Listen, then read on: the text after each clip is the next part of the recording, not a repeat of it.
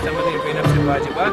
بالتاكيد يعني العدو الارهابي ما زال موجود وهناك يحاول ان يعتدي على الاخوه المتظاهرين سواء بعجله مفخخه او قوه ناسفه او من خلال حزام ناسف. لذلك لازم علينا ان نبقى في عمليه الحمايه وتوفير الاجواء الامنه. ايضا علاقه طيبه مع الاخوان المتظاهرين، هم يتفاهمون دورنا وواجبنا بحمايتهم، وايضا نحن نقدر ونثمن عمليه القوات الامنيه من جهه. لا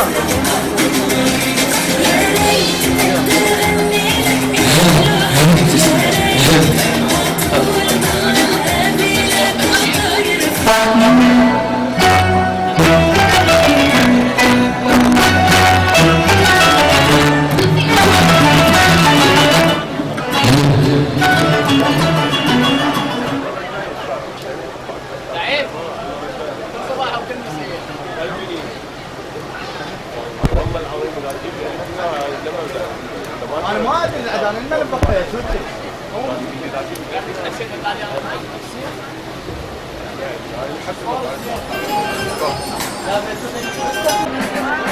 ما عارف كيف بنظرة تقابل هيك تاخدني ليك وبموت عليك.